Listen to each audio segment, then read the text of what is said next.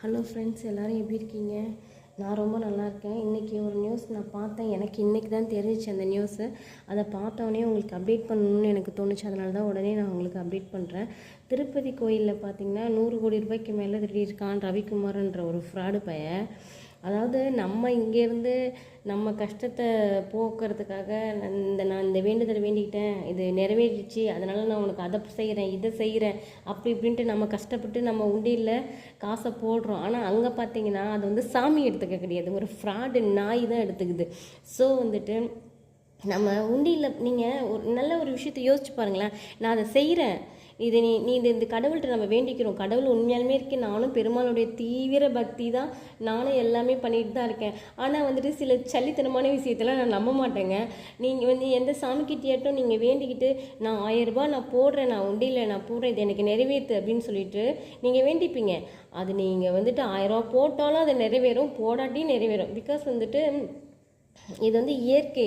நம்ம நல்லது பண்ணால் நல்லது நடக்கும், நம்ம கெட்டது நினச்சா கெட்டது நடக்கும். இன்னைக்கு கெட்டது பண்ணவங்க நிறைய பேர் நல்லதாக இருந்துகிட்டு இருக்காங்க. ஸோ நம்ம பார்க்கலாம் நம்ம எப்படி இருப்போம் அப்படின்றது ஃப்யூச்சரில். ஸோ இப்போ அந்த டாபிக் நம்ம அதை பற்றி பார்க்க வரல. ஸோ அதை நம்ம வேற ஒரு டாப்பிக்கில் பார்த்துக்கலாம். இப்போ நான் என்ன பேச வரேன்னா, சாமியை நம்பலாங்க. சாமி உங்கள்கிட்ட இதை கூட அதை கூடலாம் எந்த சாமியும் உங்கள்கிட்ட கேட்காது. ஸோ வந்துட்டு கோயிலில் போடுறத வேண்டிக்கிறீங்க பார்த்தீங்களா, அதை வந்து ஒரு 50 பேத்துக்கு அன்னதானம் பண்ணுறேன், நான் என் கையால் செஞ்சு போடுறேன், அதையும் வந்துட்டு இந்தாங்க 100 ரூபா இன்றைக்கி 1000 ரூபா 50 பேத்துக்கு கொடுக்குறேன் அன்னதானம் பண்ணுறேன் அப்படின்னு சொல்லிட்டு காசாக கொடுத்துட்டு வரக்கூடாது. அதையும் நம்பக்கூடாது, அதுக்கு நம்ம ஆளுங்க ஏமாற்றுவானுங்க. ஸோ வந்துட்டு நம்ம கையால் செஞ்சு 10 பேத்துக்கு தானம் பண்ணி பாருங்கள், அதில் கிடைக்கிற சந்தோஷமே வேறு தாங்க. நம்ம ஏங்க நம்ம வீட்டு காசை கொண்டு போய் இன்னொரு இடத்துல போட்டு அதை நமக்கே தெரியாத நம்ம வீட்டில் திருடினா கூட நம்ம இதை வச்சுருக்கோம், இது திருடுறான் அப்படின்றது தெரியும். நம்ம ஒரு இடத்துல போட்டதுக்கு பிறகு அதை எடுத்தானா, எவன் எடுத்தான், என்ன பண்ணுறான்றதே நம்மளுக்கு தெரியாது.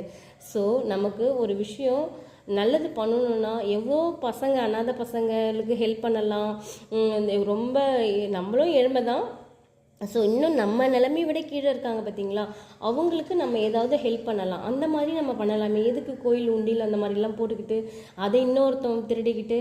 ஸோ இதை தான் நான் இன்றைக்கி உங்கள்கிட்ட சொல்ல வரேன். ஸோ விஷயம் நல்லா இருந்துச்சுன்னா லைக் பண்ணுங்கள், ஷேர் பண்ணுங்கள், கமெண்ட் பண்ணுங்கள், இந்த விஷயத்தை எல்லாத்துக்கும் ஷேர் பண்ணுங்கள். தேங்க்யூ.